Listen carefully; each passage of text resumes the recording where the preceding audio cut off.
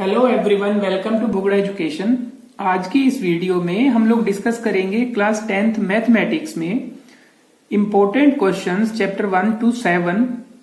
ये उन स्टूडेंट्स के लिए काफी इम्पोर्टेंट हैं जिन्होंने कल अपना सीबीएसई का एग्जाम देना है। अगर आपने बेसिक लिया हुआ है तो भी, और अगर स्टैंडर्ड पैटर्न लिया हुआ है तो भी आप लोगों के लिए उतना ही इम्पोर्टेंट है। ये इस वीडियो का फर्स्ट पार्ट है। अगली वीडियो में हम लोग चैप्टर 8 से लेके 14 तक के क्वेश्चंस डिस्कस करेंगे। तो अगर आप इस चैनल पर नए हैं तो इस चैनल को ज्वाइन कर लीजिए, जिससे कि दूसरी वीडियो का नोटिफिकेशन भी आपको मिल सके। तो चलिए स्टार्ट करते हैं questions. Express 225 as a product of its prime factors in exponential form. यहां पर देखिए हमें 225 को प्राइम फैक्टर की फॉर्म में लिखना है, लेकिन साथ में पावर की फॉर्म में। तो आप इसके प्राइम फैक्टर बनाएंगे और उसके बाद इसको पावर की फॉर्म में लिख देंगे। Find the HCF and LCM of 12, 21 and 15। तो यहाँ पे देखिए आपको ये 3 नंबर गिवन है, उसका एचसीएफ और एलसीएम दोनों फाइंड आउट करने हैं। तो क्वेश्चन इस तरह से भी आ सकता है कि आपके पास एचसीएफ ही फाइंड आउट करना हो, या सिर्फ एलसीएम फाइंड आउट करना हो, या HCF multiply LCM is equal to product of 2 numbers. तो इस तरह से एचसीएफ एलसीएम बेस्ड क्वेश्चन आप कर सकते हैं। क्वेश्चन नंबर 3 है, given that √3 is an irrational number, show that 5 + 2 √3 is an irrational number. तो देखिए ये एक क्वेश्चन है जिसमें √3 हमें गिवन है इरेशनल नंबर, तो आपको इस 5 + 2 √3 को इरेशनल नंबर बताना है। क्वेश्चन इस तरह से भी आया करते हैं कि √2 इज एन इरेशनल नंबर, आप प्रूव कीजिए, या √3 is an irrational number prove कीजिए। तो उस तरह के क्वेश्चंस की भी आप थोड़ी सी प्रैक्टिस करेंगे। क्वेश्चन नंबर 4 में है, if one of the zeros of the quadratic polynomial x² + 3x + k is 2, find the value of k। तो यहाँ पे देखिए हमें एक क्वाड्रेटिक पोलिनोमियल गिवन है, इसमें एक जीरो हमें 2 गिवन है। तो जो जीरो हमें गिवन है 2, उसमें x की जगह 2 पुट करके इक्वल टू 0 कर देंगे तो हमारे पास k की वैल्यू आएगी। नेक्स्ट क्वेश्चन देखिए, question number 5, find the zeros of quadratic polynomial x² + 3x - 10 and verify the relationship between the zeros and the coefficients. काफी इंपॉर्टेंट क्वेश्चन है। सबसे पहले आपके पास जो क्वाड्रेटिक पोलिनोमियल है x² + 3x - 10, आप इसमें मिडिल टर्म स्प्लिटिंग के थ्रू फाइंड आउट करेंगे इसके जीरोस को। उन जीरोस को आप अल्फा और बीटा लेट करेंगे और फिर आपको वेरीफाई करना है कि सम ऑफ जीरोस, जो अल्फा और बीटा की वैल्यू आएगी वो -b/a के इक्वल है, और प्रोडक्ट ऑफ जीरोस जो अल्फा मल्टीप्लाई बीटा की वैल्यू आएगी वो c/a के साथ इक्वल है। क्वेश्चन नंबर 6 में, if alpha and beta are the zeros of the polynomial this, then find a quadratic polynomial whose zeros are 2α + beta and α + 2 beta. तो देखिए इस तरह के क्वेश्चन में क्या होगा कि कोई भी हमें एक पोलिनोमियल गिवन है, उसके हमने अल्फा और बीटा 0 लेट किए। तो यहाँ पे कई स्टूडेंट्स क्या करते हैं कि सबसे पहले अल्फा और बीटा की वैल्यू फाइंड आउट करते हैं और यहाँ पे पुट कर देंगे। तो ऐसा काम तो करता है ये वाला मेथड, लेकिन प्रॉब्लम ये आती है कि हर एक पोलिनोमियल को आप अल्फा और बीटा की वैल्यू फाइंड आउट नहीं कर सकते। किसी किसी क्वेश्चन में आप फाइंड आउट कर सकते हैं। तो अगर हम इसी क्वेश्चन की बात करें तो यहाँ पे आपको alpha plus beta minus b/a and alpha beta is equal to c/a find out करना है। और फिर जब आप यहाँ पे पुट करेंगे, जो भी हमें क्वाड्रेटिक पोलिनोमियल फाइंड आउट करना है उसके लिए हमें sum of zeros, product of zeros value में पुट करना होगा। तो आप इन नए जीरोस को आप ऐड करेंगे, नए जीरोस को मल्टीप्लाई करेंगे, और जहां भी हमें अल्फा प्लस बीटा और अल्फा बीटा की वैल्यू की जरूरत होगी वहां पे हमने इस पोलिनोमियल से जो फाइंड आउट किए होंगे अल्फा प्लस बीटा और अल्फा बीटा, वो आप पुट कर देंगे। क्वेश्चन नंबर 7 में, if the equation kx - 2y = 3 and 3x + y = k represent in 2 intersecting lines at unique point, find k। तो यहाँ पे देखिए 2 इक्वेशन हमें गिवन है और साथ में ये गिवन है कि दोनों 2 लाइन जो है वो एक ही पॉइंट पे इंटरसेक्ट करती हैं। तो हमें k की वैल्यू बतानी है। तो जब इंटरसेक्ट करती हैं किसी भी पॉइंट पर तो हमें a1/a2 is not equals to b1/b2 find out करना होगा। उसके हिसाब से हम k की वैल्यू बताएंगे। k की वैल्यू यहाँ पे आएगी not equals to -6। That means हर एक वैल्यू हम उसको एक्सेप्ट करेंगे लेकिन विदाउट -6। तो -6 के अलावा सभी वैल्यूज के लिए वो वैलिड होगा। Question number 8, solve for x and y।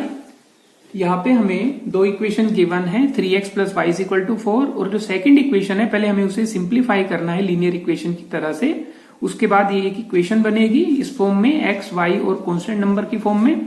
उन दोनों इक्वेशन को हमें सोल्व करना है। यहाँ पे गिवन नहीं है कि कौन सा मेथड अप्लाई करना है, तो आपको जो सा मेथड आपके लिए इजी है आप उस मेथड से इसकी वैल्यू फाइंड आउट कर सकते हैं। क्वेश्चन नंबर 9 में इंपॉर्टेंट क्वेश्चन है ये कि ग्राफ का जो क्वेश्चन आता है कि एक इक्वेशन गिवन है 2x plus y is equal to 6, दूसरी इक्वेशन है 2x minus 5 plus 2 is equal to 0।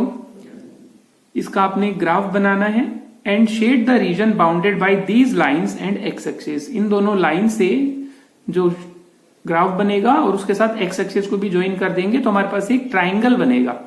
तो ये हमें उसको शेडेड करना है और साथ में हमें उस ट्राइंगल का एरिया भी फाइंड आउट करना है। तो वहां से आप बेस इंटू हाइट लेके एरिया के फॉर्मूले में पुट कर सकते हैं। क्वेश्चन नंबर 10 में right the discriminant of quadratic equation this. हमें इस क्वाड्रेटिक इक्वेशन का डिस्क्रिमिनेंट बताना है। आपको पता है डी की वैल्यू जो है वो बी स्क्वायर माइनस 4ac है, तो आप डी की वैल्यू आप फाइंड आउट कर देंगे 32। अगर हमें नेचर ऑफ द रूट्स भी फाइंड आउट करना हो तब भी हमें डी की वैल्यू ही फाइंड आउट करनी होगी। इसी तरह के क्वेश्चंस के ही हम नेचर ऑफ द रूट्स भी फाइंड आउट कर सकते हैं। क्वेश्चन नंबर 11 में find the roots of 1 upon a plus B plus X is equal to 1 upon a plus 1 upon B plus 1 upon X. अब इस क्वेश्चन में आप क्या करेंगे, देखिए सबसे पहले ये जो 1 अपॉन एक्स है इसे आप लेफ्ट हैंड साइड में ले आइए, माइनस के साथ हो जाएगा। अब ये जो हमारे पास लेफ्ट हैंड साइड में दो वैल्यूज आ गई, उन दोनों में आप एलसीएम लेके फाइंड आउट कर लीजिए, न्यूमरेटर डिनोमिनेटर, और यहाँ भी आप एलसीएम लेंगे 1 अपॉन ए प्लस 1 अपॉन बी में। इसमें जो न्यूमरेटर पार्ट है वो कैंसिल आउट हो जाएगा और बाकी जो हमारे पास बनेगा उससे एक क्वाड्रेटिक इक्वेशन बनेगी जिससे आप एक्स की वैल्यू फाइंड आउट कर सकते हैं।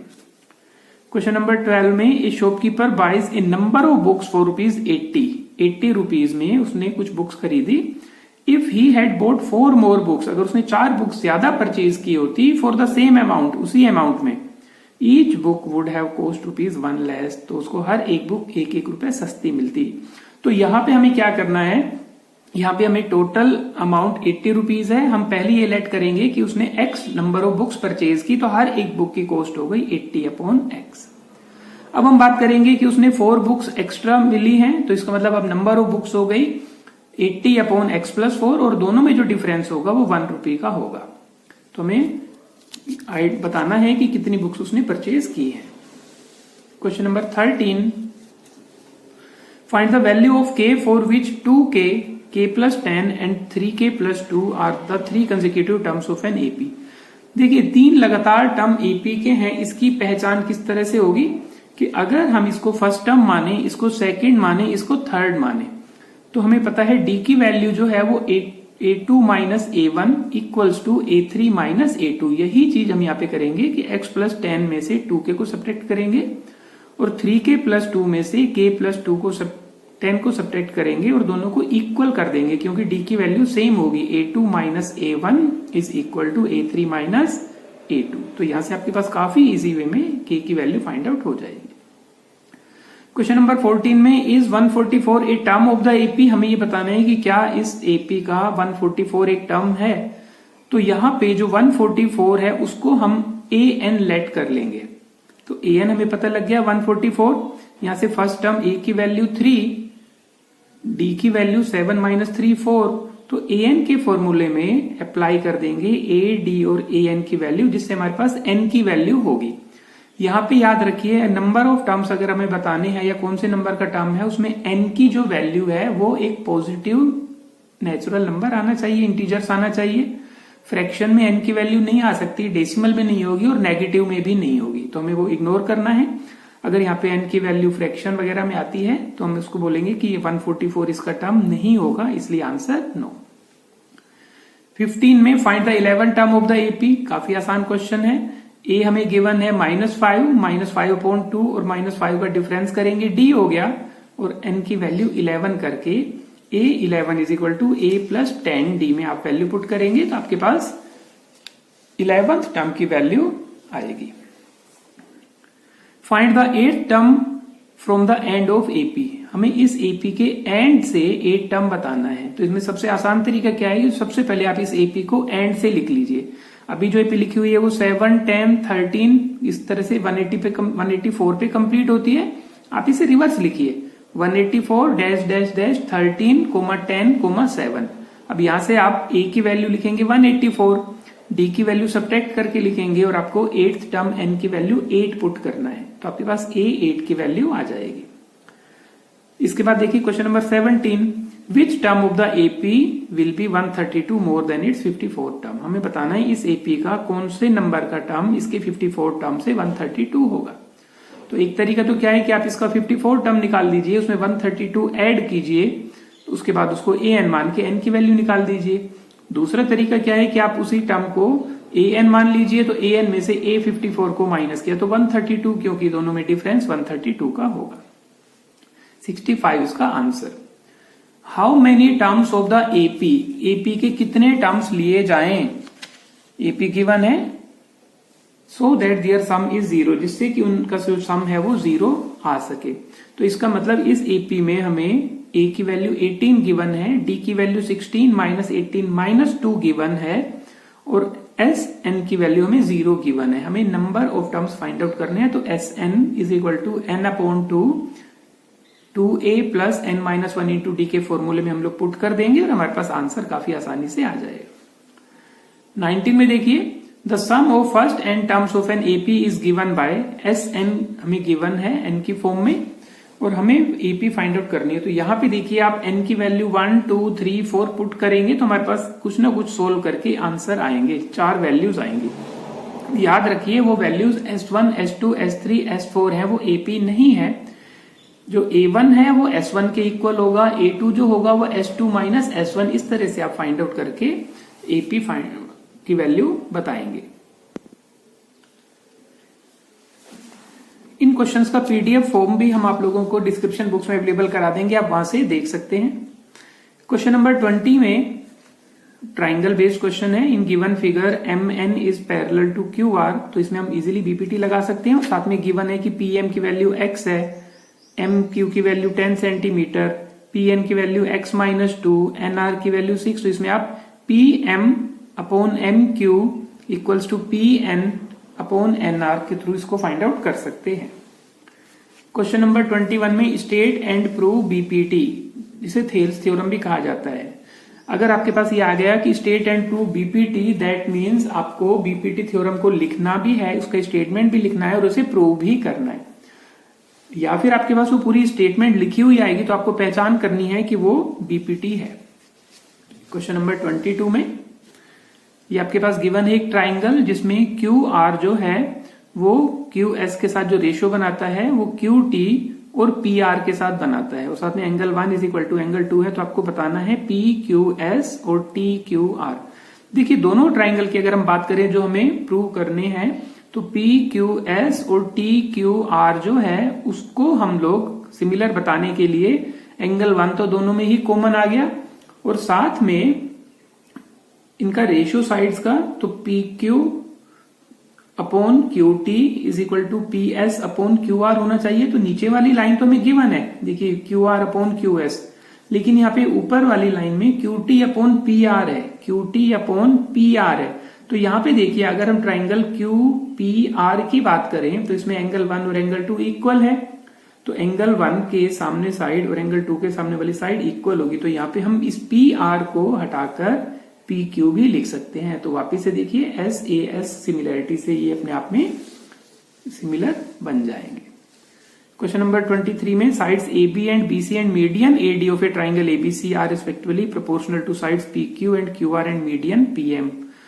दो ट्राइंगल गिवन है ABC और PQR, तो आपको शो करना है कि ट्राइंगल ABC और PQR सिमिलर हैं, लेकिन जो कंडीशन गिवन है वो AB साइड और BC का जो रेशियो है और साथ में मीडियन AD का वो दूसरे ट्राइंगल में PQ, QR और मीडियन PM के साथ सेम रेशियो में है। तो यहां से आप लोग फाइंड आउट करेंगे कि उनके बीच में जो एंगल है वो भी इक्वल है AB और BC साइड के बीच में और यहाँ पे PQ और QR साइड के बीच में। तो उसके हिसाब से आप SAS अप्लाई करेंगे। क्वेश्चन नंबर 24 में find the perimeter of a triangle with vertices 0 4 0 0 and 3 0।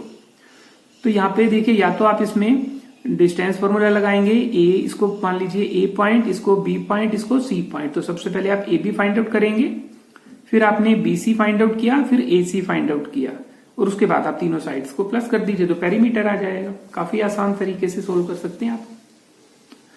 Question number 25, show that the points, 4 points given है are the vertices of a square. याद रखिए जब भी हमें किसी भी क्वाड्रिलेटरल में, चाहे वो हमें स्क्वायर प्रूव करना हो, रेक्टेंगल प्रूव करना हो, पैरेललोग्राम प्रूव करना हो या फिर हमें रोम्बस प्रूव करना हो, हम पहले चारों साइड फाइंड आउट करेंगे, इनको ए बी सी डी मान के कि ए बी फाइंड आउट करेंगे, B C D and D A, और साथ ही हम लोग इसमें फाइंड आउट करेंगे दोनों diagonals A C and P D. उसके बाद हम डिसाइड करेंगे स्क्वायर के लिए चारों साइड इक्वल होनी चाहिए, दोनों डायगोनल इक्वल होने चाहिए। क्वेश्चन नंबर 26 में, in what ratio does the point -4 6 divide the line segment joining the point these to. तो इसमें हम सेक्शन फॉर्मूला अप्लाई करके कर सकते हैं, किस रेशियो में डिवाइड किया है। क्वेश्चन नंबर 27 में, if the point C divides internally the line segment joining the point these two in the ratio 3। यहाँ पे रेशियो गिवन है m1 और m2, पॉइंट सी के कोऑर्डिनेट गिवन है, A25 गिवन है, बी के कोऑर्डिनेट हमें फाइंड आउट करने हैं सेक्शन फॉर्मूला के थ्रू, और जो भी x और y की वैल्यू आएगी उसको हमने पुट कर देना है x square plus Y square में, और यहाँ पे हमारे पास 29 इसकी वैल्यू हमें मिल जाएगी।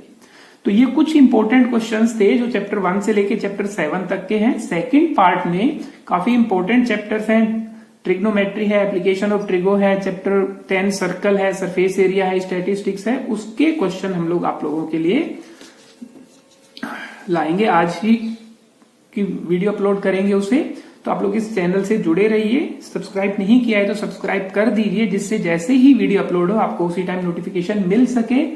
अपने फ्रेंड्स के साथ इस वीडियो को शेयर कर दीजिए जिससे उन्हें भी बेनिफिट हो सके, और साथ में इस वीडियो को लाइक कर दीजिए। Thank you so much and all the best to you.